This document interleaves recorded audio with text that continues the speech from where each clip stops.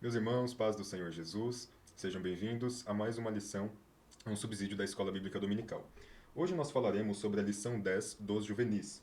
O tema é Vale a Pena Esperar. Meu nome é Gustavo Vasconcelos, eu estou aqui com nosso irmão e amigo Romilson de Andrade. Paz do Senhor, Paz do Romilson. Senhor, Gustavo. Paz do Senhor, pessoal. Então, nós vamos falar sobre esse tema, vale a pena esperar. Antes de mais nada, eu quero pedir que vocês deixem os seus comentários aqui, deixem o like, se inscrevam no canal para apoiar a expansão desse trabalho para que eles alcancem cada vez mais pessoas para a glória de Deus. O texto bíblico que nós vamos ler se encontra inicialmente na segunda carta de Paulo a Timóteo, no capítulo 2, no versículo 22, que diz assim: Foge também dos desejos da mocidade e segue a justiça, a fé, o amor e a paz, com os que, com o coração puro, invocam o Senhor. A ênfase dessa lição, na verdade, é tratar sobre questões que dizem respeito ao relacionamento entre adolescentes, no sentido de um relacionamento uh, de um namoro, e a ênfase de tudo isso é falar sobre os perigos dentro de tudo isso, né? É falar sobre questões de moralidade sexual, falar sobre a importância de esperar, enfim. E é por isso, inclusive, que o autor utiliza esse texto da segunda carta de Paulo a Timóteo, quando Paulo diz: foge também dos desejos da mocidade. Então, o professor da escola bíblica dominical deve incitar ou falar, enfatizar para os seus alunos que os desejos da mocidade devem ser controlados, devem ser contidos, porque há um propósito de Deus no relacionamento, no casamento. E a leitura bíblica em classe se encontra na primeira carta de Paulo aos Coríntios, no capítulo 13, versículos 4 a 7, que diz: O amor é sofredor, é benigno, o amor não é invejoso, o amor não trata com leviandade, não se ensoberbece, não se porta com indecência, não busca os seus interesses, não se irrita, não suspeita mal, não folga com a justiça, mas folga com a verdade. Tudo sofre, tudo crê, tudo espera, tudo suporta. Paulo aqui está falando sobre a natureza do amor. Depois de fazer uma dissertação sobre os dons espirituais, ele diz que o maior dom, que está acima de tudo, é o amor. E que sem o amor, os dons, na verdade, não servem de uma edificação para a igreja. Os dons só podem ser utilizados de forma sadia se houver amor. E aqui ele fala sobre a natureza deste amor. A palavra amor no grego é agape, e agape diz respeito a um amor sacrificial, que não é demonstrado apenas por emoções, mas que é demonstrado por atitudes. Um amor puro, um amor que é na verdade, praticado, que não se restringe a questões apenas emocionais, tal como a paixão, que inclusive será uma das questões que você terá de lidar nessa aula. Então, o texto de 1 Coríntios, capítulo 13, versículos 4 a 7, é muito importante. Fazemos uma exegese e uma compreensão desse texto sobre a natureza do amor. Então, ele é basicamente sofredor, benigno, não invejoso, ele não trata com leviandade, não se ensoberbece, não se porta com indecência, e tudo que foge disso que Paulo está falando não é amor, ainda que pareça. Esta é a natureza perfeita deste amor. E a síntese de tudo isso se encontra no versículo 7. Esse amor tudo sofre, tudo crê, tudo espera e tudo suporta. É uma base sólida nas quais as relações devem ser construídas. Depois nós temos o texto de Provérbios, capítulo 4, versículos 1 a 7. Ouvi, filhos, a correção do pai, e estai atentos para conhecerdes a prudência. Pois dou-vos a boa doutrina. Não deixes a minha lei, porque eu era filho de meu pai, tenro e único, em estima diante de minha mãe. E ele ensinava-me e dizia-me: retenha as palavras do teu coração, guarda os mandamentos e vive. O sentido que ele está falando aqui, vive, não é que a pessoa, o Salomão que está escrevendo esse texto, viverá por guardar os mandamentos. Não é num tom profético ou num tom de que, por conta de guardar os mandamentos, a sua vida será maior. Na verdade, ambas as palavras guardar e viver estão no imperativo, ou seja, guarde estes mandamentos e viva conforme eles. Adquira a sabedoria, adquira a inteligência e não te esqueças, nem te apartes das palavras da minha boca. Siga o conselho dos mais velhos. Uma das questões mais importantes também para o relacionamento. Seguir o conselho de pessoas que se importam e que nos amam de verdade. Essa é uma das chaves para ter um relacionamento saudável. No caso aqui, deve-se dizer aos adolescentes ou aos juvenis que estão ouvindo essa lição que os pais deles são, na verdade, os seus melhores amigos.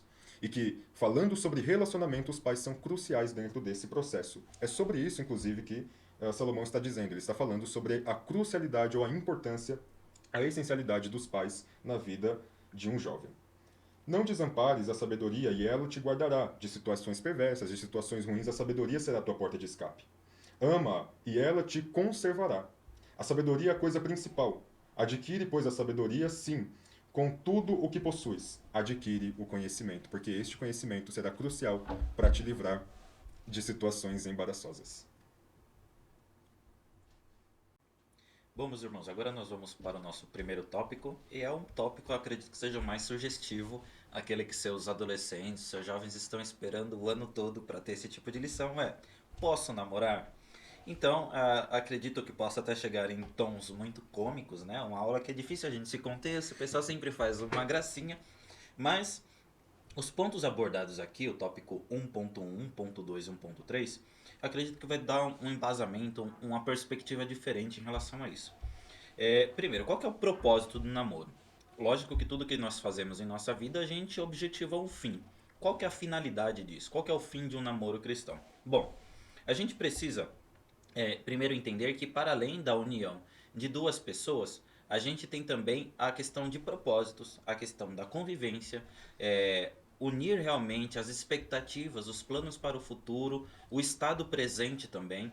Então, sempre quando um moço começa a namorar com a moça, cada um deles vai trazer uma grande bagagem consigo, vai trazer grandes experiências consigo, experiências no sentido familiar, experiências no sentido de, até mesmo no sentido cristão, pode ser que uma família seja mais tradicional cristão, outras possam ser recém-convertidos. Então todas essas questões precisam estar alinhadas em relação ao propósito do seu namoro. Pois bem, tem também a questão de. É muito comum a gente ver algumas moças dizendo que não quero ser esposa de pastor, de obreiro, né? Aí você olha para um rapaz bonito, tipo o Gustavo, e você fala, você vê que o Gustavo vai ser pastor, obreiro. Então, precisa alinhar essas perspectivas desde agora, né? Tudo isso carrega em relação a um propósito do namoro cristão. Quando Deus disse em Gênesis 2:24, portanto deixará o homem seu pai e sua mãe, unirá a sua mulher e serão ambos uma só carne. Essa ideia do deixar, né, se unir, eles são processos. Processos, porque teve pessoas que se uniu à sua mulher, mas não deixou seus pais e sua mãe. Teve gente que deixou os seus pais e sua mãe, mas ainda não se uniu a uma mulher. Então, existem coisas que nesses dois processos, tanto de um desapego para um apego, são processos bem complexos, né? Dependendo também da origem familiar. É importante dizer também que a família é a unidade básica de uma sociedade. Depois do indivíduo, você como um ser pessoal, depois quando Deus nos diz que essa união constitui uma unidade entre homem e mulher, agora é a unidade básica de toda uma sociedade é a família. Porque você juntar um indivíduo com outro, eles têm uma família. Aí uma família precisa de outra família, que precisa de outra família.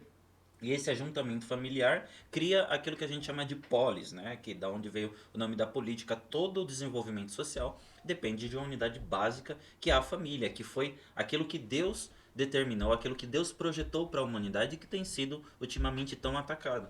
A unidade da família não é aquilo que a gente relativiza e aquilo que a gente escolhe que seja, mas é aquilo que Deus determinou para que fosse, conforme está escrito muito claramente em Gênesis 2:24. Então, qual que é o propósito do namoro cristão? O propósito do namoro cristão objetiva a viver um desígnio de Deus para as nossas vidas, que é estabelecer família, crescer e multiplicar. É a gente construir uma unidade básica entre um homem e uma mulher, a qual juntos no seu relacionamento encontrarão a Deus. Até porque num relacionamento não é uma união de apenas duas pessoas, mas a pessoa do amor, que é Cristo Jesus, precisa uni-los. Você não pode juntar duas pessoas sem que exista a liga, a cola do amor que é Jesus, que é o pleno amor em nossas vidas. Então, qual que é a diferença do amor e da paixão? Eu acho que para responder esse tópico, né, que é o segundo da nossa revista, é importante a gente continuar a definição que o Gustavo já muito bem começou. Que é, a gente tem um amor sacrificial, que é o amor ágape.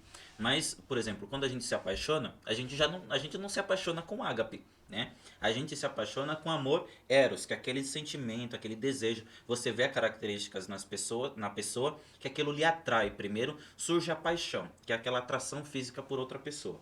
Né? Os outros dois amor, o amor storge, que é o amor familiar, e o filéu, que é o amor de relacionamento entre amigos.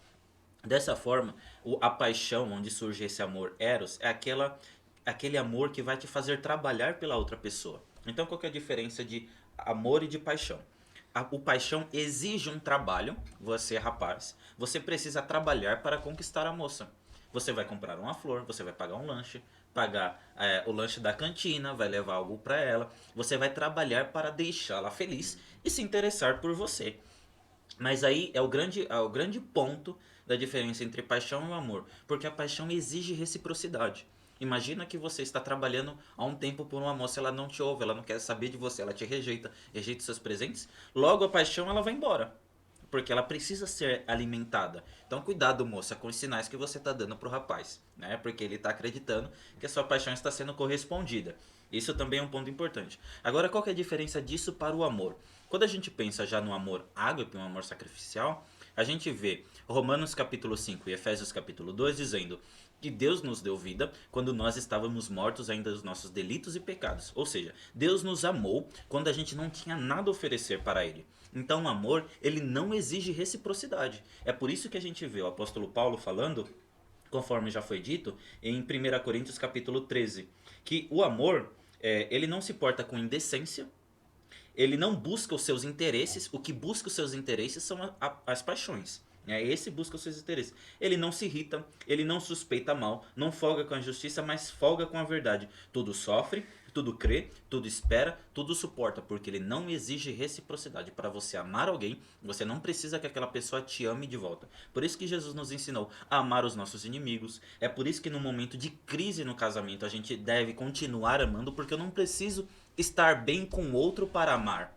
Entende? Então, essa é a grande diferença da paixão. Às vezes nós podemos ver crises em casamentos, em relacionamentos, porque ainda não foi plantada a figura do amor. Não cresceu o amor no relacionamento, mas foi uma eterna paixão, até que aquele fogo se apaga, fica conveniência, mas o amor nunca existiu. Por isso eis a diferença entre a paixão e o amor. E fora que a paixão, ela tem muito a ver com os sentimentos. Aquilo que você vê, aquilo que lhe atrai, mas o amor é escolha. Você decide amar, você luta por isso, você batalha por aquilo. Então, existe uma grande diferença em relação a trabalho de amor e trabalho de paixão e aquilo que o amor recebe ou não recebe e aquilo que a paixão recebe. Se Deus fosse apaixonado por nós, nós já estaríamos no inferno há muito tempo, porque nós não conseguiríamos de forma nenhuma retribuir aquilo que ele fez por nós. Mas porque ele nos ama, nós podemos ter a certeza que nós estaremos para sempre com ele.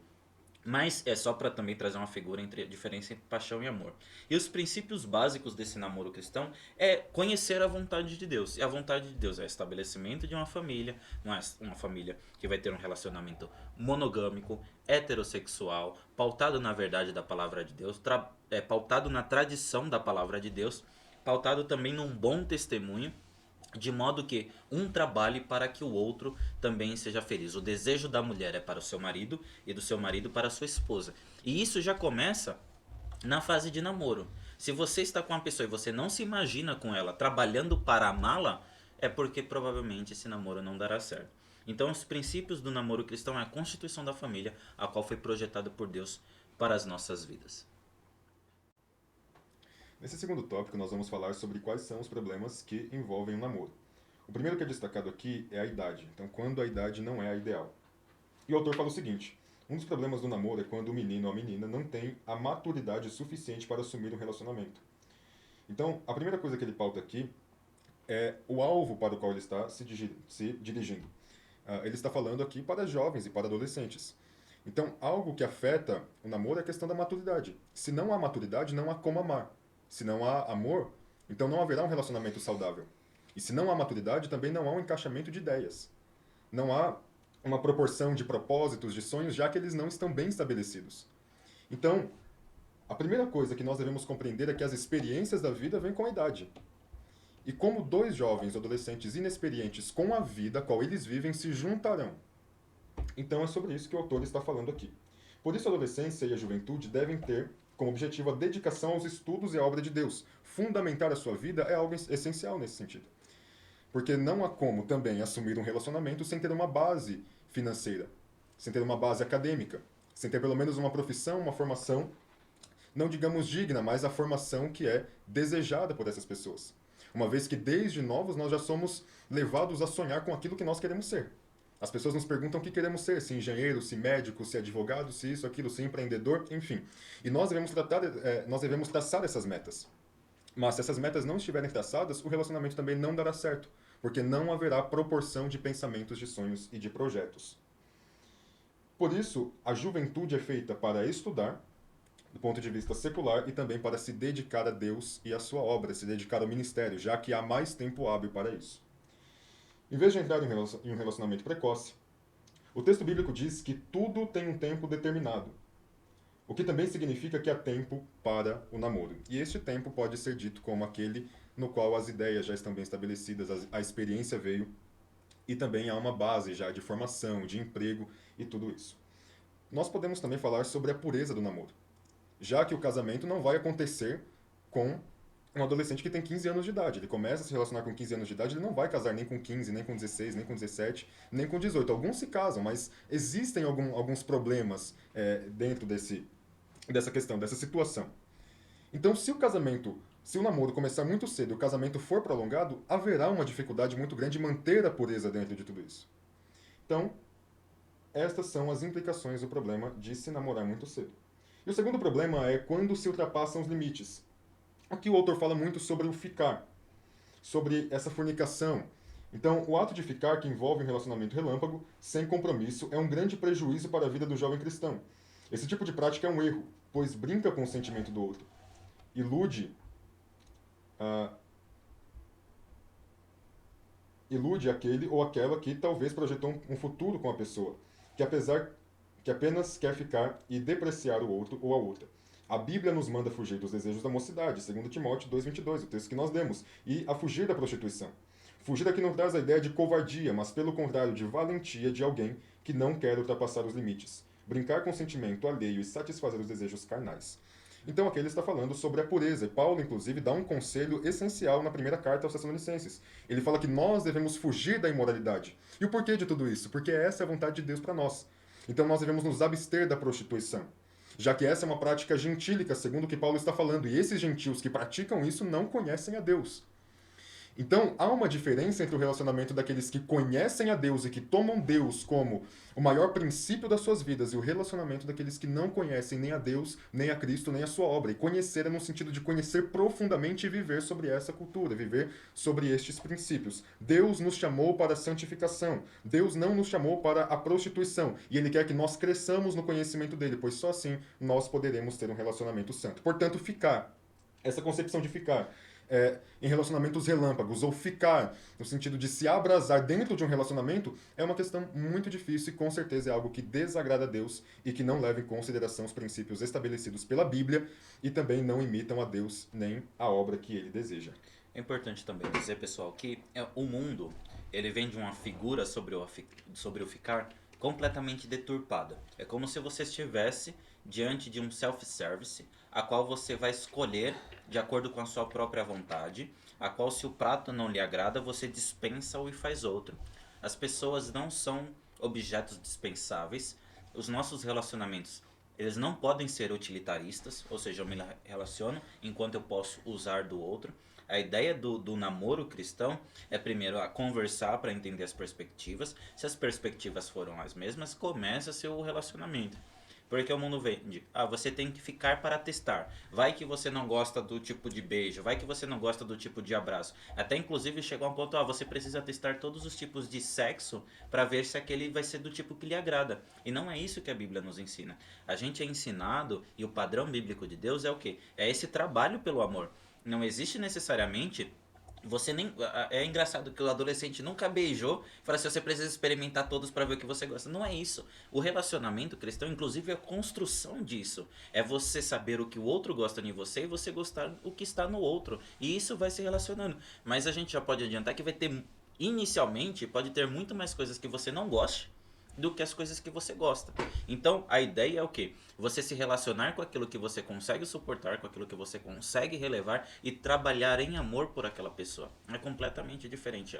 A outra pessoa não é um buffet, ela não está ali à sua disposição. Ela é uma pessoa moldada à imagem e semelhança de Deus, a qual merece o respeito.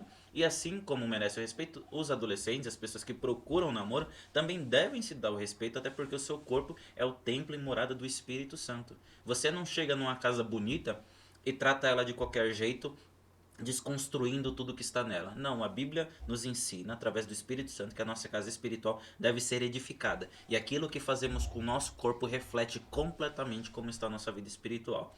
Por isso que, se você gosta da pessoa, converse com ela, estude o que ela quer, veja se as ideias são compatíveis, não vão pelas paixões físicas, mas filtrem tudo aquilo para ver se aquilo vai ser algo que vai lhe beneficiar e que seja para a glória de Deus. Bom, e no nosso terceiro e último tópico, queridos, a gente vai falar sobre o padrão de Deus para o relacionamento, e sondando o coração para evitar a paixão. No primeiro tópico, nós também já falamos sobre a diferença da paixão e do amor.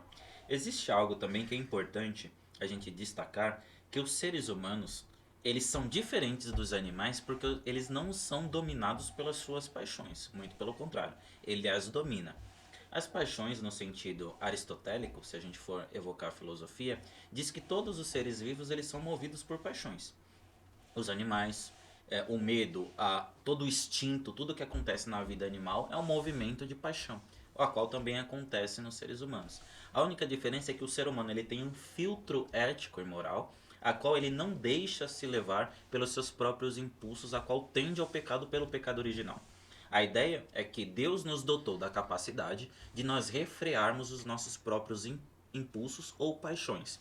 Ou seja, todo aquele que vive controlado pelos seus impulsos e pelas suas paixões, ele está se comportando como um animal, ou pior do que isso, a qual o homem não foi projetado para fazer. O homem é dotado de conhecimento, intelecto e de discernimento, a qual é capaz de julgar as suas próprias atitudes, que já lhe é imputado na sua própria mente pela lei natural, também conforme está escrito em Romanos no capítulo 8. Romanos capítulo 5. Nesse caso, é importante que a gente entenda que as coisas a qual nos move, elas precisam ser filtradas. Se a gente for levado por todo tipo de sentimento de paixão, a gente não vai estar nem se comportando como um bom ser humano. Dessa forma, a gente precisa entender que o nosso coração, ele é aquele que procede às saídas da vida, conforme está em Provérbios 4:23. Dessa forma, se a gente filtra o nosso coração, se a gente ajuda o nosso coração, as nossas paixões a serem contidas de acordo com a vontade de Deus, de acordo com aquilo que é ético e moral, nós teremos relacionamentos saudáveis. Se a gente se deixa levar por todas as nossas paixões, a gente vive uma vida de vício, que é justamente isso. O que é o vício? É a compulsão da paixão desenfreada. Eu não consigo controlar aquilo. Aquela pessoa que é viciada em alguma coisa é uma compulsão de paixão a qual ela não consegue controlar. Às vezes é até um processo irracional. Quando aquela pessoa menos vê, ela já está ali naquele ato de qualquer que seja o seu vício. Mas essa desculpa ela não pode ser aplicada ao homem, porque essa irracionalidade ela não existe, a menos que a vida esteja continuamente pautada no pecado, no vício, contumazmente, a qual ela repete já num ciclo natural, ainda que ele seja vicioso. Mas é por isso que o nosso coração ele precisa estar calibrado numa vida de oração, entendendo o tempo de Deus, entendendo os fatores que Deus dispõe para um namoro cristão saudável, para um tempo saudável, para um propósito saudável, e tudo isso a gente adquire através da experiência na oração. A gente consegue encontrar a pessoa a qual nós temos a maior confluência de ideias na oração. A gente consegue encontrar o objetivo e o propósito de Deus para a nossa vida na oração. A gente consegue viver também pelas experiências. Se você tem seu pai ou sua mãe, ou tem um líder mais experiente, ou seu pastor, sempre a gente vai ter na igreja alguém mais experiente que possa nos dar conselhos, que possa nos ajudar. Geralmente a gente que tem a visão um pouco mais velha, a gente já olha assim, a gente já consegue até identificar, olha, fulano dá certo com outro, né?